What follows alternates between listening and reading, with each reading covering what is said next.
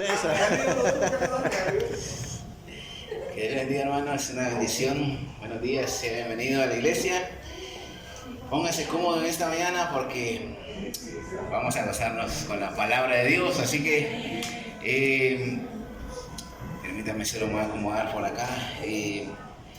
Pues doy gracias a Dios primeramente por la oportunidad, por el privilegio. Siempre es una bendición estar aquí.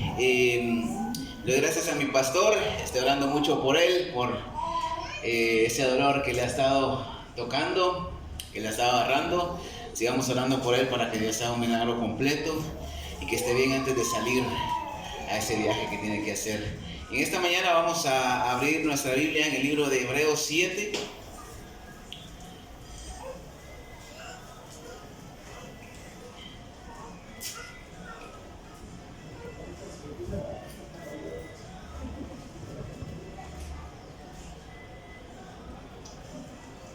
Hebreos 7, del 1 al 10.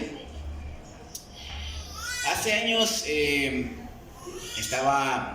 todavía estaba vivo el hermano Guillermo, papá de la hermana Sonia. Mi papá venía a la iglesia en ese tiempo, estábamos allá en el local del 4-4 y estaba el pastor Horacio Moreno. Y en esa ocasión, pues yo no estuve presente, pero me contaron. Me contó el hermano Guillermo cómo estuvo la situación. El hermano Horacio estaba hablando acerca de las ofrendas y de los diezmos, y él estaba haciendo un reto. Y el pastor Horacio dice: bueno, hermanos, si es posible, no solamente dé el 10%, sino que dé un 20% de diezmo. A lo que mi papá dice: que coma huevo. Y el hermano Guillermo me lo decía entre risas porque casi prácticamente se vio entre toda la iglesia. Pues que coma huevo el pastor, dijo mi papá, porque él estaba pidiendo el 20%. Ahora, ¿por qué le digo esto? Porque el tema del diezmo siempre va a ser un tema delicado, por decirlo de esta manera, porque se trata de dinero. Pero la realidad es de que para mí, en lo personal, el tema del diezmo no tiene nada de delicado, porque la Biblia no esconde nada respecto de este tema. Y esta mañana, mis hermanos, quiero hablar de ellos sin temor del qué pensarán, del qué dirán, porque quiero ser claro y ese es mi propósito, ser claro de lo que es el diezmo a la luz de la palabra de Dios. Es un tema del cual muchos pastores hablan y lo malinterpretan, llevándose con sus opiniones mal estructuradas, mal estudiadas e interpretadas a gente por delante para ganarse su favor, para ganar cierto provecho de la gente, así llenar las iglesias de personas y decir que es una equivocación exigir el diezmo. Hay pastores como el pastor Alducin, como MacArthur y entre otros, que no vale la pena mencionar su nombre, que al hablar de que el diezmo no es obligatorio darlo, no es algo que un cristiano tenga que hacer hoy en día, no saben el daño que ocasionan a la audiencia de ellos. Ahora, ¿por qué le digo esto? Porque para mí, en lo personal, mi hermano, el diezmo es más que un mandamiento. El diezmo significa más que esto. Y en esta mañana yo le pregunto a usted: ¿qué significa el diezmo para usted? ¿O qué entiende por el diezmo? Y yo quiero hablar un sermón que le he titulado Lo que realmente es el diezmo. Y vamos a leer el texto principal. Vamos a ver Hebreos 7 del 1 al 10. ¿Cuántos lo tienen?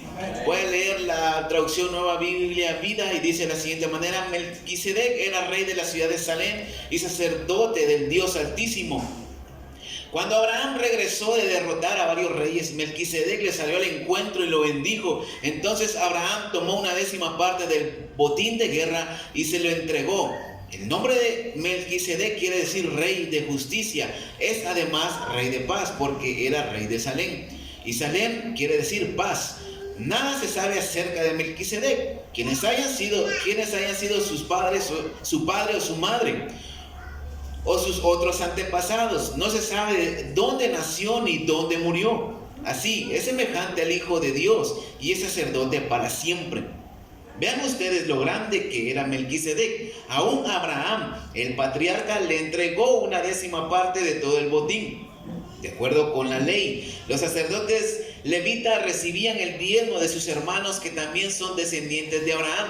Pero Melquisedec, que no lo era, recibió la ofrenda de Abraham. Y Melquisedec bendijo al que había recibido las promesas, es decir, Abraham. Como es sabido, el que bendice es siempre mayor que la persona que recibe la bendición. Los sacerdotes, aunque reciben diezmos, son mortales. Sin embargo, se nos dice que Melquisedec aún vive. Y así podrá decirse que Leví mismo dio diezmos a Melquisedec por medio de Abraham, porque Leví estaba en Abraham cuando éste le dio el diezmo a Melquisedec. Vamos a orar en esta mañana. Dios, te pido en esta mañana claridad, Dios, de tu palabra, que tu Espíritu Santo, mi Señor, nos redarguya, que tu Espíritu Santo nos guíe y traigas entendimiento sobre cada uno de nosotros, mi Señor. Ayúdanos a comprender, mi Señor, esta palabra, este texto, mi Dios, que acabamos de leer. En el nombre de Jesús te doy las gracias. Y la iglesia dice un fuerte amén. Amén. Lo que realmente es el diezmo. Y en primer lugar quiero ver, el diezmo no inicia en la ley mosaica.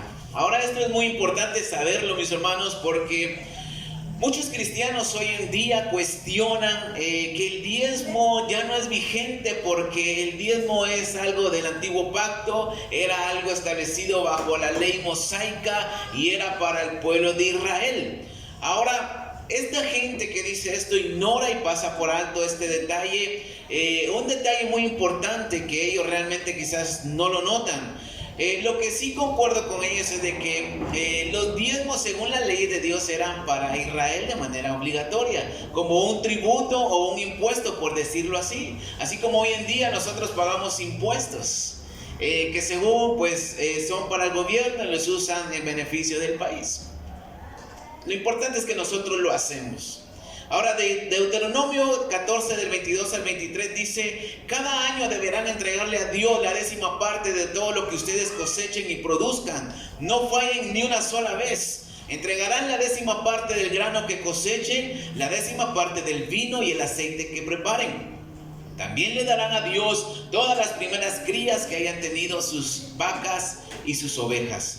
El diezmo ya era del Señor, le pertenecía a Jehová como una ley establecida para el pueblo de Israel. Esto es una verdad. Ahora, este diezmo, mis hermanos, establecido por la ley de Dios o por la ley mosaica, era en especie. Y había 3 tipos de diezmos que el pueblo de Israel traía de tiempo en tiempo para los levitas, para los que servían en el tabernáculo, y esto equivalía a un aproximado de un 23%. Ahora imagínense, mucha gente cuestiona el diezmo con un 10%. Ahora si le dijeran que significa realmente un 23% según la ley de Dios, dijeran con mi papá que coman huevo.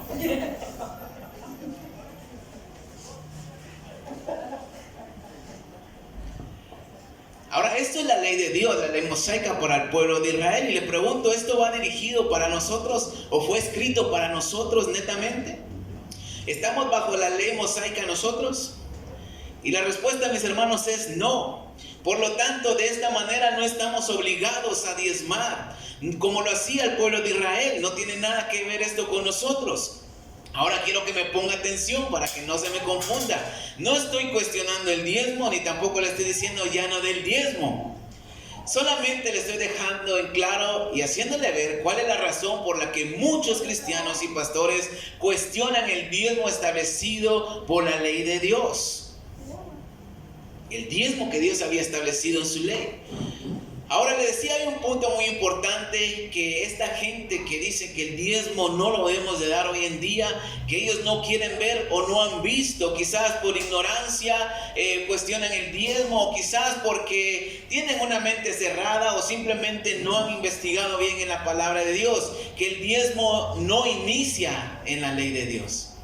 El diezmo no inicia con lo que Dios estableció. Lo hizo para el pueblo de Israel, pero el diezmo ya existía cientos de años antes, y esto viene con los pueblos anteriores al pueblo de Israel. La primera vez que la Biblia registra la palabra diezmo es en Génesis 14, del 17 al 20, y usted lo va a leer en su casa. Esto es alrededor de 700 años antes de que Moisés dictara la ley al pueblo de Israel, o la dijera. Entonces, ¿por qué Abraham, mis hermanos, da el diezmo del botín recogido después de la guerra, después de recuperar a su sobrino Lot, al rey Melquisedec y al sacerdote? ¿Por qué se lo da? La concordancia temática Holman y el comentario de Samuel Pueresmiños dice que concuerdan en que el diezmo era una costumbre en la antigüedad en el Medio Oriente para dar a un siervo de Dios. Entonces era una costumbre que se practicaba, no tiene nada que ver en sus inicios con la ley establecida por Dios al pueblo de Israel. Esto viene mucho más antes. Recordemos que Dios llama a Abraham para ser un pueblo, hacer una nación. Él vivía en Mesopotamia, en Ur de los Caldeos, y para este tiempo Israel todavía no existía. Entonces, mis hermanos, cuando escuche a alguien decir que no estamos obligados a dar el diezmo, o que el diezmo ya perdió su vigencia, no pierda el tiempo con esa persona. No le preste atención, porque esa gente está más perdida que los hijos de la Llorona. Porque para empezar, como dijimos, el diezmo no nace bajo la ley. Ya se practicaba con gente que vivía en la antigüedad, para darlo y beneficiar u honrar a siervos de Dios. Ahora, esto solo es para entrar en contexto y ver la raíz del diezmo. Y me llama mucho la atención en lo personal, mis hermanos, que el libro de Hebreos menciona el diezmo, siendo según la iglesia primitiva o las iglesias gentiles, que ya no lo practicaban para muchos, o porque eso era parte del Antiguo Testamento, ya no bajo el tiempo de la gracia. Pero hay otro detalle que veremos a continuación. Y en segundo lugar quiero ver Abraham y Melquisedec. Ahora es muy interesante leer cómo Hebreos menciona el diezmo que Abraham da a Melquisedec, cuando esto ocurre miles de años atrás. Ahora, para entender por qué, debemos saber el mensaje que se escribe en la carta a los hebreos, o cuál fue la razón por la que se escribió esta carta. Y me gusta demasiado esta carta, porque si usted la ha leído, si usted la ha estudiado, Hebreos se encarga de decir quién es Jesús verdaderamente, y habla acerca de que Jesús es más que cualquiera de los personajes que aparecen en el Antiguo Testamento. Habla de la segunda persona de la Trinidad, Jesucristo, el Hijo de Dios. La carta de los Hebreos fue escrita en el año 66 después de Cristo, antes de la destrucción del segundo templo, que ocurre en el año 70 por los romanos. Ahora, metámonos un poco a la historia. El escritor de Hebreos deja claro que Jesucristo es más grande que cualquiera. Es soberano y mejor que cualquier personaje que era importante para el pueblo de Israel en el Antiguo Testamento. Un comentario dice que los destinatarios o quienes leían esta carta, cuando fue enviada, debían tener una relación cercana con el Antiguo Testamento, porque la carta de los Hebreos da todo un tour por el Antiguo Testamento. Se encarga de citar pasajes del Antiguo Testamento, y se encuentran unas palabras, por ejemplo, como mayor, mejor y más. Y esta combinación de palabras aparece más o menos unas 25 veces. Y esto es importante para saber la grandeza y la superioridad de Jesucristo ante cualquier personaje del Antiguo Testamento, incluyendo a Abraham, que es el más importante para los hebreos y para los judíos. Vamos a leer Hebreos 7 del 1 al 2. ¿Cuántos están aquí en esta mañana? No se me vaya a dormir. Melquisedec era de la ciudad de Salem y sacerdote del Dios Altísimo. Cuando Abraham regresaba de derrotar a los reyes, Melquisedec le salió al encuentro y lo bendijo. Entonces Abraham tomó una 10ª parte del botín de guerra y se lo entregó. El nombre de Melquisedec quiere decir rey de justicia, es además rey de paz, porque era de Salem, y Salem quiere decir paz. Ahora, esto ya lo sabían los israelitas, ya lo sabía la iglesia primitiva, pero se les añade algo que Génesis no registra. El versículo 3 y 4 dice: nada se sabe acerca de Melquisedec, quiénes hayan sido su padre o su madre, o sus otros antepasados. No se sabe dónde nació ni dónde murió. Así es, semejante al Hijo de Dios y sacerdote para siempre. Ven ustedes lo grande que era Melquisedec. Aún Abraham, el patriarca, le entregó una 10ª parte de todo el botín. Ahora, la intención, mis hermanos, del escritor de Hebreos era advertirles el peligro y las posibilidades peligrosas que habían al apartarse de Cristo Jesús, ya sea volverse al judaísmo, a lo establecido por la ley, al pacto antiguo, o abandonar la fe, por lo que implica, a lo que ello le implicaba decir que eran cristianos. Podían abandonar la fe en Cristo Jesús. Y estaban pasando por momentos difíciles. Pero es interesante leer cómo se menciona el diezmo en todo esto. La gente en ese tiempo eran exiliados, eran muertos por decir que eran cristianos. Eran perseguidos por creer en Jesucristo, por los mismos judíos, por los romanos y por cualquiera que no estaba de acuerdo con ellos. Y el escritor de Hebreos les habla acerca del diezmo. ¿Qué tendría que ver esto? ¿Qué tiene que ver el diezmo con Jesús y sobre todo en el Nuevo Testamento? Melquisedec, sacerdote de Dios y rey de Salem, personaje que existió literalmente, rey de Salem, que más tarde sería Jerusalén. Era un tipo de Cristo o una figura de Cristo. Por eso la Biblia dice que no tiene un registro genealógico. No sé si lo dije bien. No tenía un arbolito genealógico, pues, para que me entienda. Entonces no se sabía nada de él. Vamos a leer versículos 3. Una vez más, nada se sabe acerca de Melquisedec, quién haya sido su padre o su madre o sus otros antepasados. No se sabe dónde nació ni dónde murió. Así es semejante al Hijo de Dios y es sacerdote para siempre. Versículo 6. Pero Melquisedec, que no lo era, recibió la ofrenda de Abraham, y Melquisedec bendijo al que había recibido las bendiciones, las promesas, es decir, Abraham. Y como es sabido, el que bendice es siempre mayor que la persona que recibe la bendición. La versión Peshitta dice, hablando de Melquisedec, que sin estar registrado en la genealogía de ellos, hablando de los judíos, o sea, no tenía un registro establecido. No se sabe nada más de él, ni el nacimiento, ni la muerte, hablando de fechas. Por eso dice sin principio ni fin de días. Pero porque es que aún vive él y es semejante al Hijo de Dios. Ahora, el hecho de que Abraham le diera los diezmos a Melquisedec significan dos cosas, las cuales puedo ver. Una, es que Abraham le dio su lugar y reconoció a Melquisedec como el rey de Salem y el sacerdote del Dios Altísimo, como un tributo al rey y al siervo de Dios, como la costumbre en esos tiempos. Y la segunda es que Abraham no tenía problemas de avaricia.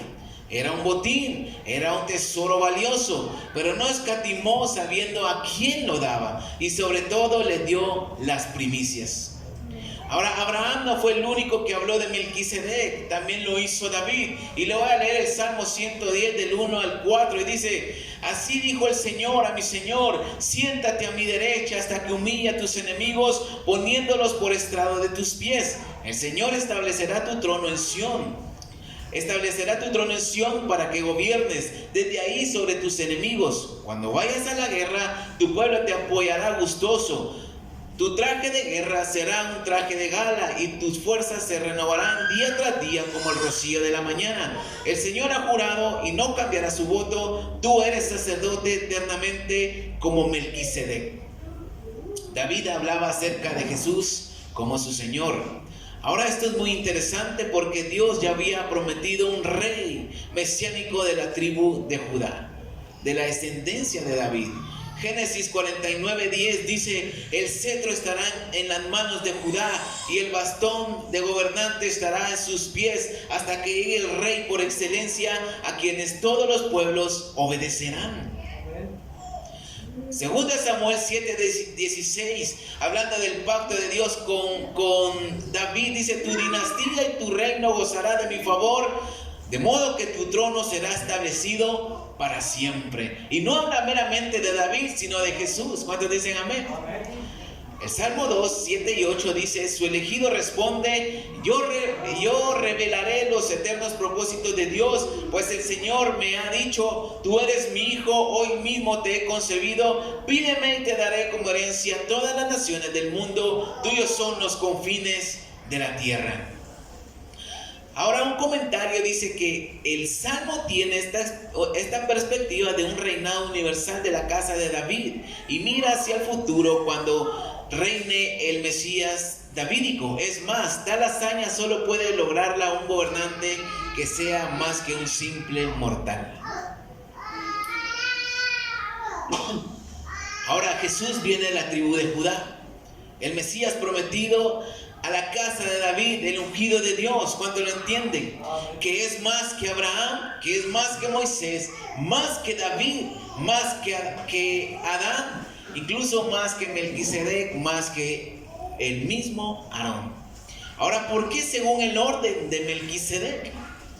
El rey davídico debe ser según su orden, porque Melquisedec era rey y sacerdote del Dios Altísimo, y aquí hay dos cargos totalmente diferentes, y también debía reinar sobre Israel.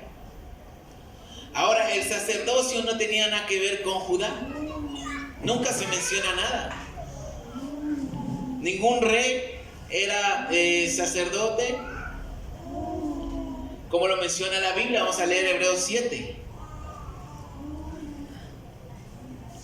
del 11 al 28.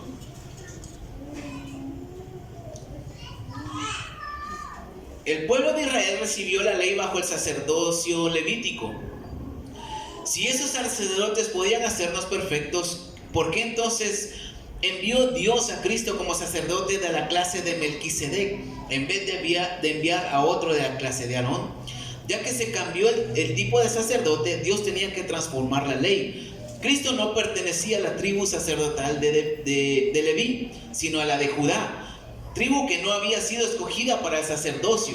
Moisés nunca le asignó tal responsabilidad. Y todo esto queda más claro si reconocemos que el nuevo sacerdote es de la clase de Melquisedec y llegó a ser sacerdote no según el requisito de la ley de pertenecer a determinada tribu, sino de acuerdo con el poder de una vida indestructible, pues esto es lo que se asegura de él. Tú eres el sacerdote para siempre, de la misma categoría que Melquisedec. Así que la ley anterior queda anulada por ser inútil e ineficiente, pues no perfeccionó nada. En cambio, ahora tenemos una esperanza mejor por la cual nos acercamos a Dios, y esto no lo hizo sin un juramento. Los otros sacerdotes fueron nombrados sin un juramento, pero este fue nombrado con el juramento del que dijo: el Señor juró y no cambiará de opinión, tú eres sacerdote para siempre. El Salmo 110. Por eso Jesús es que ahora nos garantiza un pacto mejor. A los otros sacerdotes la muerte no les permitía continuar con su oficio, por eso llegaron a ser tantos. Pero como Jesús nunca morirá, su sacerdocio es eterno. Por eso puede salvar para siempre a los que por medio de él se acercan a Dios, ya que vive para siempre y está pidiendo por ellos. Era provechoso para nosotros tener un sumo sacerdote así como él, santo, sin maldad, intachable, apartado de los pecadores y elevado a lo más alto del cielo. Él no es como los otros sumos sacerdotes que tienen que ofrecer sacrificio cada día por sus propios pecados y luego por los del pueblo. Él se ofreció a sí mismo como un sacrificio una vez y para siempre, porque la ley pone como sumo sacerdotes a hombres débiles. Pero después de la ley vino el juramento que nos daría al Hijo como sumo sacerdote perfecto para siempre. Está haciendo calor. Ahora, la Biblia dice, mis hermanos, que era conveniente, porque la ley no perfeccionaba a nadie. Era conveniente que viniera Jesucristo como sacerdote según el orden de Melquisedec. porque los sacerdotes mortales no hacían nada más por nosotros que interceder como ellos podían.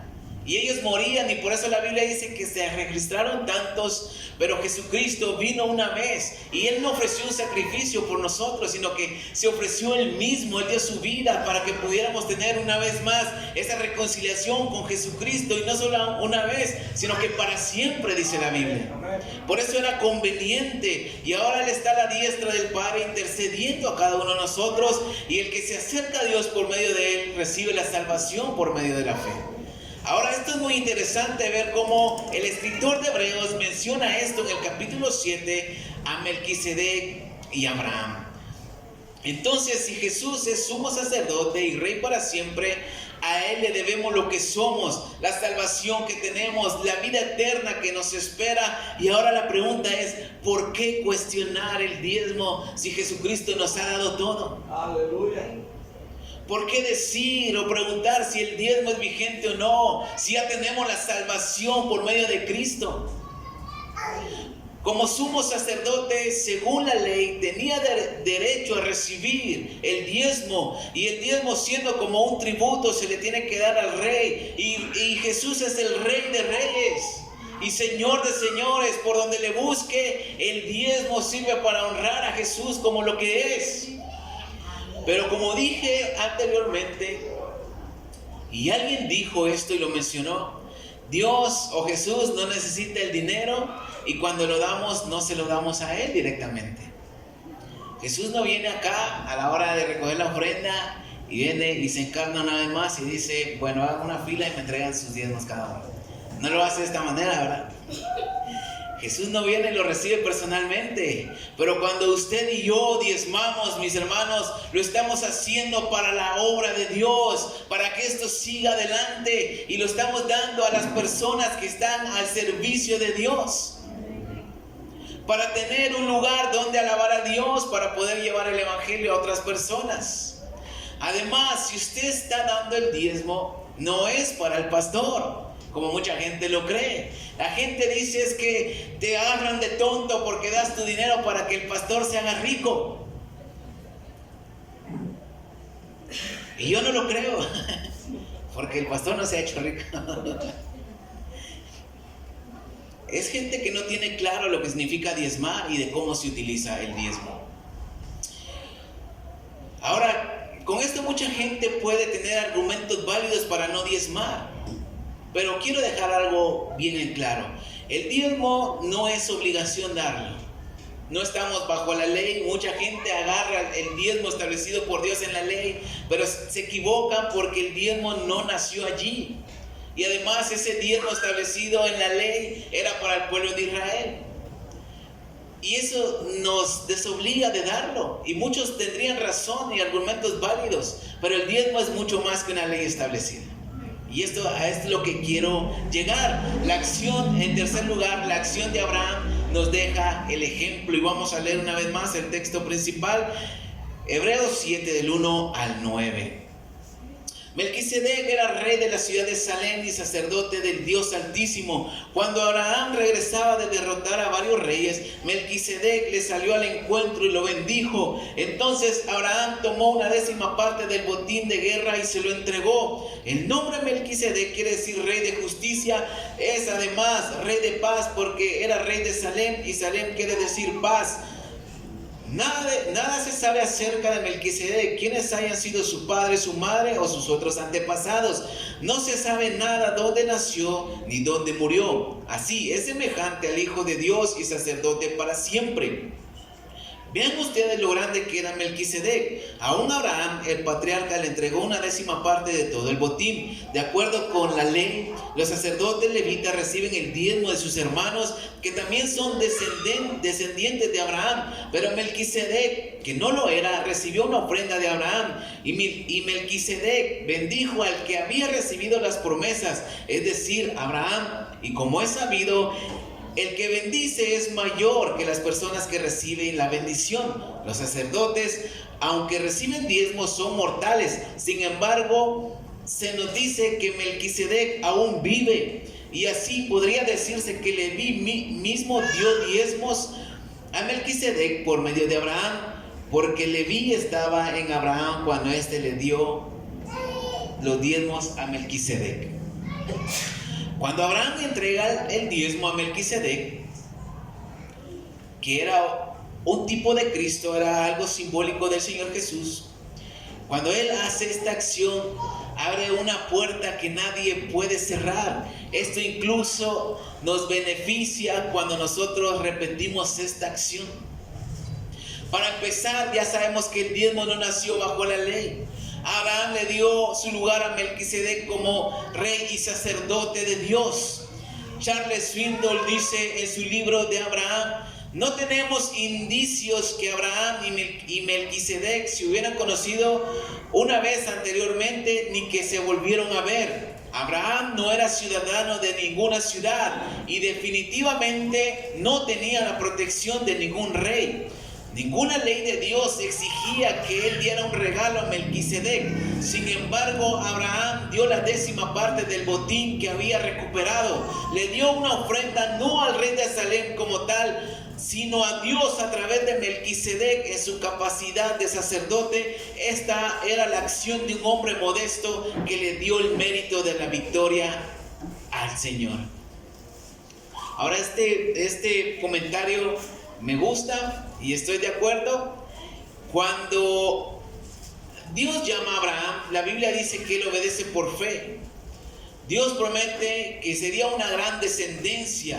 Haría grande a Abraham. Su descendencia iba a ser como la arena del mar, como las estrellas en el cielo. Y sabemos que su esposa era estéril y que ellos ya estaban grandes. Ellos ya no podían tener hijos por naturaleza humana. Ya eran de avanzada edad. Pero la fe de Abraham le contó para que él fuera justificado y que de ahí saliera un pueblo y una nación que hoy es Israel. Y cuando en lo personal, yo lo entiendo de esta manera, cuando yo diezmo, para mí el diezmar es un acto de fe.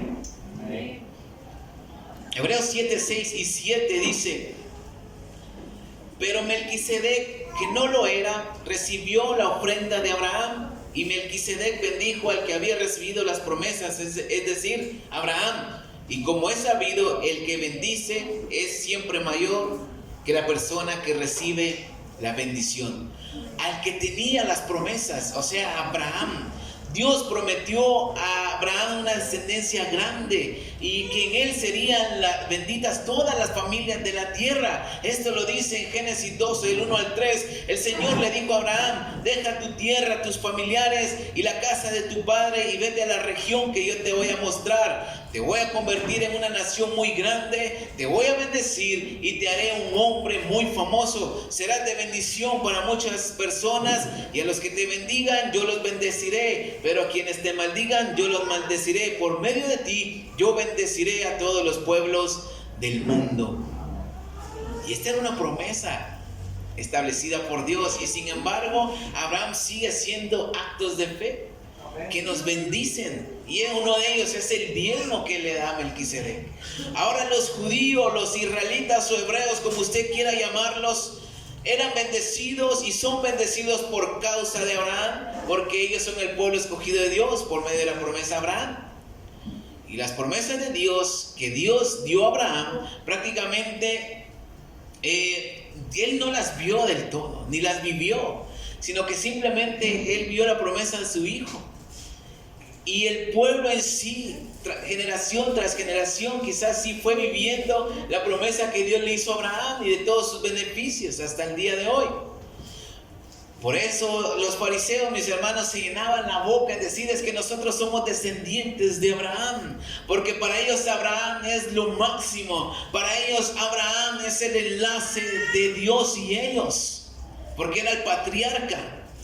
Pero la Biblia dice, mis hermanos, que Abraham le da el diezmo a Melquisedec, o sea, por decir, a Jesucristo mismo. Entonces esto quiere decir que Abraham se quita del lugar y le da el lugar a Dios que hoy le pertenece por medio de Jesucristo. Quiere decir que Abraham está diciendo: yo no soy el importante, sino que es Jesús. Abraham creyó a Dios por la fe. Creer en Jesús es por medio de la fe. Entonces, mis hermanos, las promesas de Abraham son literalmente para el pueblo de Dios y ellos las reclaman como tal. Y por eso a veces se sienten superiores a los demás pueblos, o se sentían a lo largo de la Biblia mejores, porque ellos tenían como patriarca a Abraham, el que recibió las promesas de Dios. Ahora, lo que Abraham hizo, lo hizo por la fe. Y es ahí donde entramos nosotros como pueblo gentil, como pueblo no judío. Hebreos es claro al decir que después de Cristo ya no hay más sacrificio que ofrecer por el cubrimiento de nuestros pecados, porque el templo sería destruido y fue destruido en el año 70. Entonces esto significa que el servicio sacerdotal fue eliminado, ya no está en función. Entonces, si los sacerdotes no trabajan, ya no recibían el diezmo, ya no hacían sacrificios. Entonces, según la ley, el diezmo para ellos se ha acabado. Y por eso Hebreos da el ejemplo de Abraham, el patriarca, porque él hizo esta acción del diezmo a Melquisedec sin que hubiera templo, sin que hubiera una ley que lo exigiera y sin que hubiera un sacerdocio que ejerciera esto. Entonces, en pocas palabras, entiendo, mis hermanos, que Hebreo les da la explicación para que sigan diezmando a sus iglesias, porque la ley ya no tiene nada que ver con esto. Además, estamos bajo el nuevo pacto donde Jesús es el sumo sacerdote y rey para siempre según el orden de Melquisedec. Entonces, para mí, como lo dije anteriormente, el diezmo es un acto de fe. Y el hacerlo, mis hermanos, estaríamos haciendo lo que Abraham hizo miles de años atrás, reconociendo el señorío de Cristo por medio de la fe en un acto visible para los demás, dando el diezmo, no regalando el dinero. De Abraham sale un pueblo Israel, de forma literal, pero hablando espiritualmente, nosotros somos hijos de Abraham por medio de la fe. Somos hijos espirituales, por decirlo así, descendientes. Y al hacer esto, mis hermanos, también tenemos derecho a las promesas hechas por Dios a Abraham. Así como Israel, por ser pueblo literal, nosotros también, por medio de la fe. Entonces, como dice Hebreos 7, del 6 al 7, pero Melquisedec, que no lo era, recibió la ofrenda de Abraham. Y Melquisedec bendijo al que había recibido las promesas, es decir, Abraham. Y como es sabido, el que bendice siempre es mayor que la persona que recibe la bendición. Entonces, seremos bendecidos por alguien más grande que todos, por Jesucristo. Esto lo dice la Biblia, no lo digo yo. Malaquías era un libro bajo la ley y para Israel, y dice que se traigan los diezmos al alfolí y hay alimento en la casa de Dios. Y la Biblia dice: yo reprenderé al devorador por vosotros. Y quizás no se cumpla literalmente, así como para ellos, pero sí se puede cumplir en lo espiritual. Pero de alguna u otra forma Dios cumple su palabra. Dios puede reprender al devorador de nuestras finanzas y tener una buena administración. Danos sabiduría para administrar bien, para ser generosos, para tener prioridades. Ahora, por otro lado, es importante, Hebreos 6 habla acerca de la apostasía. Usted lo puede leer en su casa. Y la apostasía es negar la fe o abandonar la fe. Y esto es la fe en Jesucristo. Es curioso que Hebreos mencione esto antes del diezmo. Prácticamente, a mi criterio, mis hermanos, alguien que cuestione el diezmo o se niegue a darlo, decir ya no es válido hoy en día, está camino a ser un apóstata de la fe. Para mí, en mi pensar. Porque si se cuestionan cosas como estas del diezmo, después se puede cuestionar la divinidad de Cristo Jesús. Después se pueden cuestionar otras cosas más importantes. Algo que estaban haciendo los hebreos en ese tiempo, y por eso se escribe esta carta a ellos. una advertencia para no abandonar la fe. Y es interesante cómo menciona el diezmo, algo que no tiene nada que ver. El diezmo no nos salva ni nos condena. Y como lo dije, no estamos obligados a darlo, pero en lo personal yo lo hago por convicción y porque el diezmar para mí es un acto de fe. Y de esta manera quizás no lo voy a poner más ni le voy a quitar, pero para mí es darle el lugar que le corresponde a Jesucristo. Y como decía el comentario de Charles Swindoll, Abraham por medio del diezmo reconoció quién le dio la victoria contra esos reyes. Entonces el diezmar significa, mis hermanos, darle lugar a Jesús o decir: Señor, te doy gracias porque hasta el día de hoy tú me has sustentado. O sea, darle la gloria a Él por lo que tenemos. Dar el diezmo. Ahora, para concluir en esta mañana, el diezmo siempre será un tema de controversia y lo ha sido a lo largo de la historia. Pero es importante saber que el diezmo no empezó bajo la ley mosaica y hoy lo hemos aprendido. Abraham lo hizo sabiendo quién era Melquisedec, rey y sacerdote de Dios. Abraham es el padre de los hebreos y por medio de la fe el padre de los gentiles. Al diezmar, mis hermanos, estamos haciendo un acto de fe sabiendo que Jesús es el sumo sacerdote y que es rey y que permanece para siempre. El no hacerlo es estar camino a una apostasía donde después negaremos la fe en Cristo. Mucha gente que se ha cuestionado el diezmo ya no está en la iglesia. Dar dinero para la obra de Dios no debería ser un problema, sabiendo que no podemos pagar por nuestra salvación, pero es un tributo espiritual, por decirlo así, al Rey de Reyes y Señor de Señores. Así que, mis hermanos, si escuchan por ahí pastores de otros movimientos, de otras congregaciones, hablando acerca que el diezmo no nos corresponde, no lo mire, no pierda su tiempo. Quizás tenga argumentos, por decirlo así, válidos que estén en la Biblia, pero el diezmo es más que una ley. El diezmo es más que algo establecido para los israelitas. La ley el diezmo es algo espiritual. Y como dice la Biblia, si nosotros honramos a Dios con nuestros bienes, con el diezmo, vamos a ser bendecidos por Dios. Así como Abraham, que tenía las promesas, fue bendecido por el que le dio las promesas. Y el que bendice siempre es mayor al que recibe la promesa o recibe la bendición. Así que en esta mañana, mis hermanos, que el diezmar sea un acto de fe para usted también, así como lo es para mí. Denle un fuerte aplauso a Cristo en esta mañana. Gracias te damos, Dios, por tu palabra.